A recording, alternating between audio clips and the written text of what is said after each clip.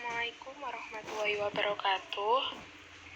Sebelumnya perkenalkan kami dari kelompok 4. Untuk nama anggota kelompok: 1. Feni Diastuti, 2. Muhammad Akbar, 3. Rizky Irma Hardianti, 4. Sylvia Fagata Suraya, 5.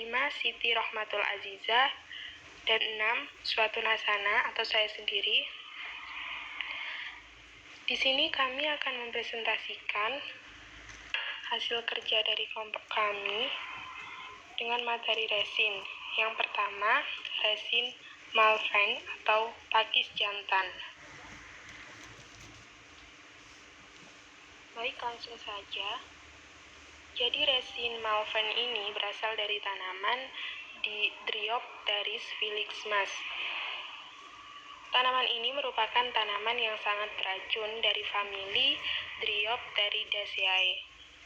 Untuk deskripsinya, Malven atau pakis jantan yang berasal dari tanaman Dryopteris felixmas adalah pakis hias besar, kuat, semi hijau, berbentuk rumput yang biasanya tumbuh sekitar 1-3 kaki dan penyebarannya hampir sama.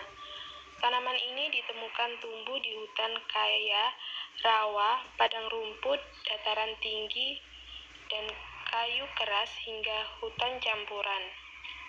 Rumpun berbatu, lereng rumpun berbatu, pangkalan tebing, dan ladang batu. Daerah teduh lembab di bawah hutan, tempat teduh di tepian pagar dan pohon. Tanaman ini juga mudah tumbuh di rawa-rawa. Di tempat dengan kelembapan sedang, tanah yang dikeringkan dengan baik. Ia akan lebih menyukai tanah lembab dan humus yang kaya akan bahan organik.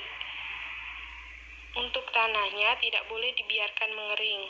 Stout adalah ramuan yang abadi dari keluarga tiroid famili Aspidiceae dengan rimpang coklat tua yang kuat. Rimpang menutupi bagian paling bawah tangkai daun.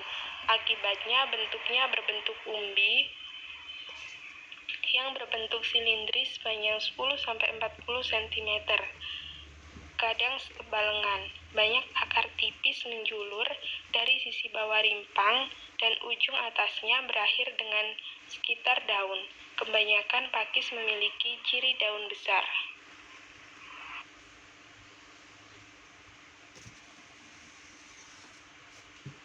Organoleptis dari resin Malven. Bau, resin ini memiliki bau yang khas dan bau tidak menyenangkan. Kemudian rasa, agak pahit, astrigen, dan dapat menyebabkan rasa mual. Untuk warnanya, daun berwarna hijau tua dan dilapisi sisik membran lanset berwarna coklat muda. Rimpang atau umbi pakis jantan berwarna coklat kemerahan. Dan untuk bentuknya, daun lonjong lanset secara garis besar, menyirip ganda, lobus terminalnya berbentuk lanset dengan tepi bergerigi. Selanjutnya akan dilanjutkan oleh teman saya, Siti Rohmatul Aziza. Sampaikan, konstituen fitokimia, rimpang Malven mengandung sekitar 5% zat resin kuning yang bertanggung jawab atas aktivitas antalmintiknya. Konstituen utama oleoresin adalah turunan chloroglucanol yang terjadi sebagai senyawa monofitri dan tetrasiklik. Turunan monosiklik adalah butyryl chloroglucanol, aspidinol, dan asam asil felisat. Senyawa ini dapat saling berkompensasi untuk menghasilkan senyawa bisiklik seperti alphaspidin asam flavaspidat atau senyawa trisiklik seperti asam filat.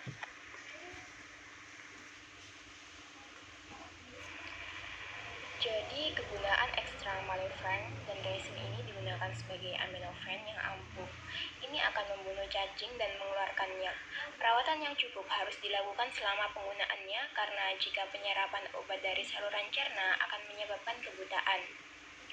Cara memperolehnya yaitu oleum resin dapat diperoleh dengan mencerna bubuk akar dalam eter murni, menyaring dan kemudian mendistilasi atau menguapkan eter dari larutan halus.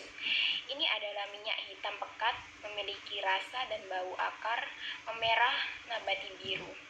menyimpan stearin saat dibiarkan, dan menghasilkan sedikit minyak yang mudah menguap saat disuling dari air.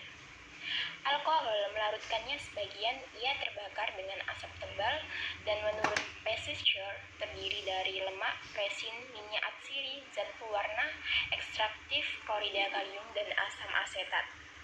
Baik, selanjutnya akan disampaikan oleh teman saya, Sylvia Fagata Suraya. Selanjutnya adalah pemalsu. Oleoresin telah terbukti beracun. 5 kasus fatal dari 20 tercatat, Katayama dan Okamoto 1892. Muntah, purging, sakit kepala, pusing, dispnea, keringat dingin, cyanosis, gangguan kecerdasan, pingsan mendalam, dan kejang adalah beberapa di antara efeknya. Dalam beberapa kasus amblyopia dan amaurosis permanen telah terjadi. Meskipun penglihatan umumnya pulih, pakis jantan digunakan untuk mengusir cacing pita. Bremser mengatakan ini adalah obat yang sangat baik untuk melawan Botryophalus latus, tetapi tidak begitu efisien melawan Taenia solium. Dan Merat memiliki pendapat yang sama. Lanjutan, menurut Pasteur, cara pemberian terbaik adalah minyak atau ekstrak halus yang 18 butirnya atau dari 10-25 tetes dapat diberikan dalam bentuk pil atau emulsi pada malam hari dan lagi di pagi hari. 2 jam setelah pemberian dosis terakhir, minyak jarak pencahar harus diminum dan cacingnya mati, tanpa gejala yang parah atau tidak menyenangkan. Dosis bedak 1-4 gram dari tinktur halus dari kuncup yang dibuat dengan mencerna 1 bagian dari kuncup dalam 8 bagian eter, 8-30 tetes. Selanjutnya akan disampaikan oleh Feni Diastuti.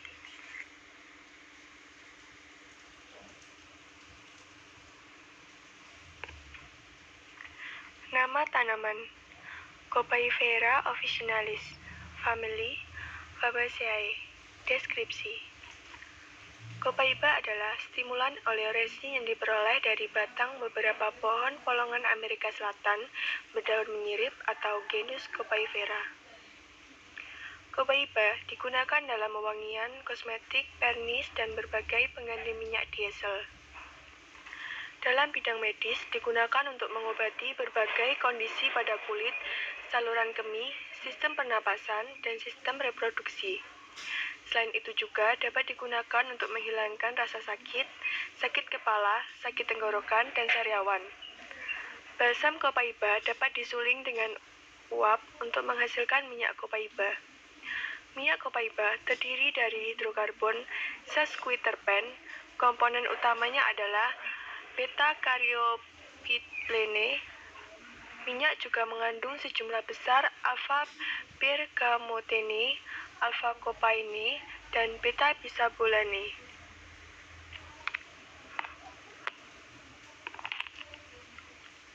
Organoleptis. Eksudat kental dan transparan, memiliki variasi warna dari emas muda hingga coklat tua. Tergantung pada resiko resin terhadap minyak esensial. Minyak copaiba berupa cairan tidak berwarna hingga kuning muda dengan bau khas balsam dan rasa harum, sedikit pahit dan menyengat.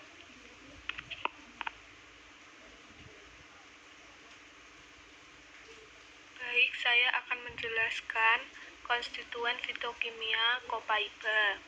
Copaiba mengandung 40-50% minyak atsiri, adalah balsam tebal atau Maracaibo.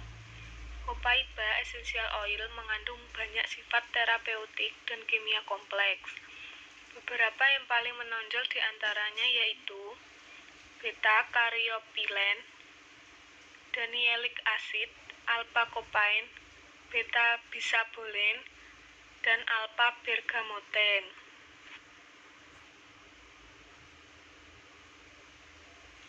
Kegunaan copaiba yaitu untuk mengatasi bronkitis kronis, mengatasi nyeri punggung, mengatasi cedera, mengatasi luka, mengatasi asma, mengatasi infeksi rahim, mengatasi mioma uteri, sebagai disinfektan, dan sebagai ekspektoran. Selanjutnya, cara memperoleh copaiba. Copaiba adalah stimulan oleoresin yang diperoleh dari batang beberapa pohon polongan Amerika Selatan berdaun menyirip atau genus Copaifera. Pohon copaiba secara alami menghasilkan minyak resin copaiba.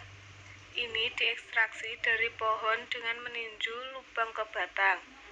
Sebuah pipa kemudian dimasukkan ke dalam lubang, memungkinkan resin minyak mengalir keluar.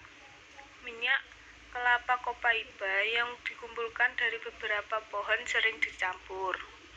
Selanjutnya akan dijelaskan oleh Muhammad Akbar.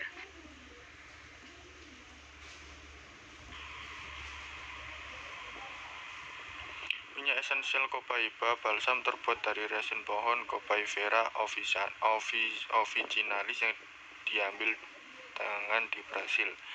Copaiba adalah pilihan yang bagus untuk memadukan pijat, membantu meringankan otot yang lelah. Penggunaan minyak atsiri copaiba di Brasil termasuk anti-inflamasi dan antiseptik. Bahkan, praktisi medis tradisional Amazon sering meresepkan minyaknya untuk sifat anti-inflamasi.